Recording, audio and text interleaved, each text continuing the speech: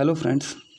तो इस वीडियो में हम लोग ये दो क्वेश्चंस से लेकर के आगे बढ़ेंगे, जो कि जस्ट पिछले वीडियो में हमने सी इक्विवेलेंट पर क्वेश्चंस डिस्कस किया था। तो उसी पर ये भी हमने क्वेश्चन ले रखा है, उसी पैटर्न पर बेस्ड है, लेकिन अच्छे क्वेश्चंस हैं। दो आपको फिगर दिख रहा है, फर्स्ट एंड सेकंड, ठीक है। This is your second one. तो हमें सी इक्विवेलेंट निकालना है, ठीक है। तो ऑफकोर्स बहुत टफ नहीं है, बट ट्रिकी क्वेश्चंस हैं, देख करके आप कंफ्यूज हो सकते हैं। So they are good questions, you can solve it, they are direct questions. Okay, let us take one by one. Okay, तो फर्स्ट क्वेश्चन यही था, इसमें हमें ए बी के बीच में सी इक्विवेलेंट निकालना था, और दिया हुआ था कि सारे कैपेसिटर की कैपेसिटेंस सी दी हुई है, ठीक है। तो ध्यान दो, ये आपको लग रहा होगा कि व्हीटस्टोन ब्रिज है, but for your kind information this is not Wheatstone bridge, so you may commit mistake. इसको ऐसे ऐसे क्वेश्चंस देखो आपको नीट ऐसे में पूछे जाते हैं। So therefore you have to observe very carefully the circuit. You can find कि these two capacitors they are in series.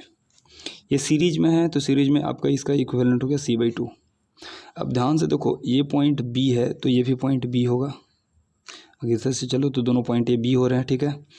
और ये कुछ पॉइंट अगर जो सी दिया जाए तो ध्यान से, सी नहीं क्योंकि सी तो कैपेसिटेंस की वैल्यू है, तो इसको मैं कुछ डी दे देता हूँ, ठीक है।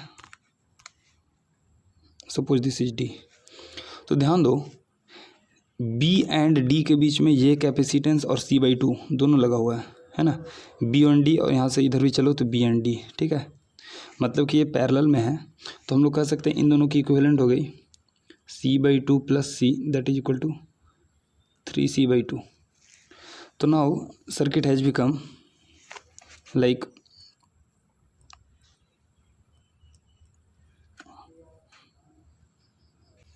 ये पॉइंट डी है और ये बी था, तो डी और बी के बीच में हमारा लग गया 3C/2,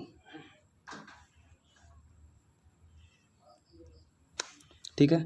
तो अब ध्यान से देखो, तो 3C/2 and C again they are in series, so this will become equal to, आप करोगे तो सी इक्विवेलेंट इसका आ जाएगा क्या, C dash, this is equal to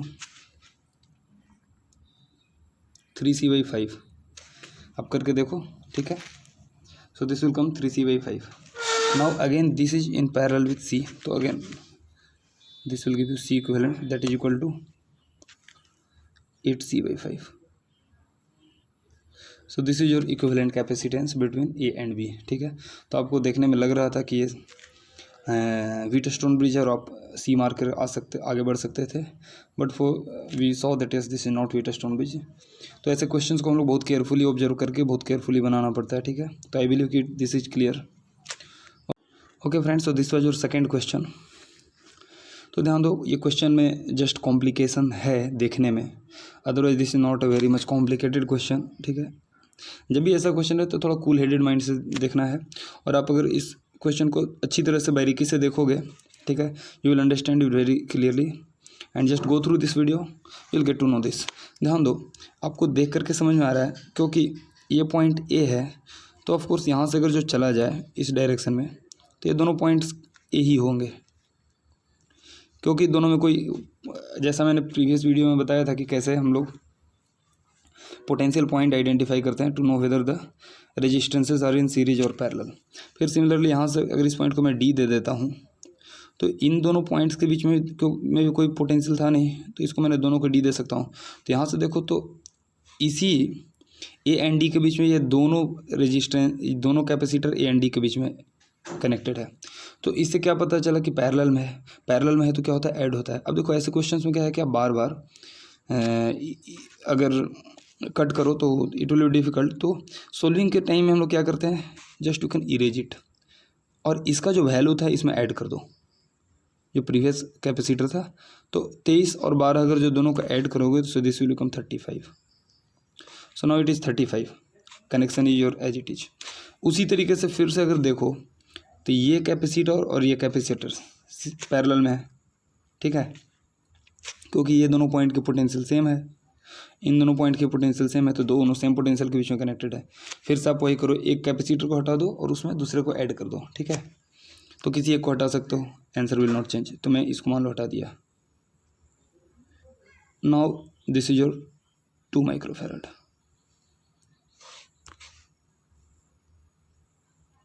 ऊपर माइक्रोफैरड मैं नहीं लिखता हूँ, नाउ अब आपको देखना है कि now what kind of combination is it. तो ध्यान से देखो, now it is going to become Wheatstone bridge. आप ध्यान से देखो तो अब कॉम्बिनेशन क्या बन रहा है, इसको मैं सिंगल एक लाइन से कनेक्ट कर देता हूँ लाइक दिस। तो ध्यान दो, आप क्या करो, इसको सिंप्लीफाई करने के लिए मैं ये तो ए दे ही दिया, ठीक है, इसको मैं कुछ सी दे देता हूँ तो ये भी सी हो जाएगा, ये भी सी हो जाएगा। इसको मैं डी दे देता हूँ तो ये भी डी और ये भी डी, और ये तो बी है ही तो दोनों बी हो जाएगा, ठीक है। अब आप कनेक्शन स्टार्ट करो, ये आप यहाँ पर डिनोट कर दो पॉइंट ए, इधर एंड में पॉइंट बी दे दो,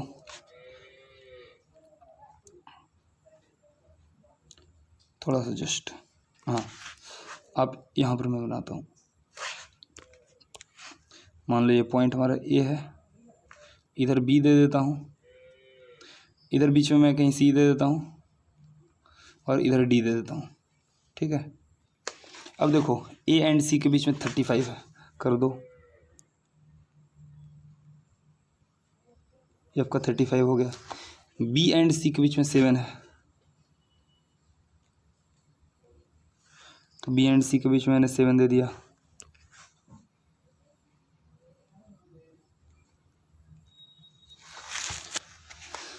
सी एंड डी के बीच में 13 है,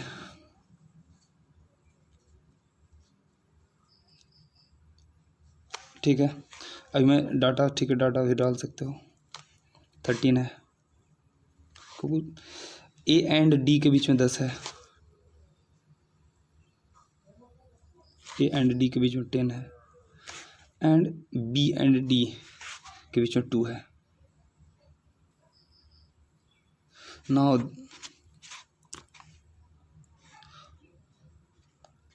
दिस इज क्लियर, थोड़ा मैं बड़ा बना लेता हूँ।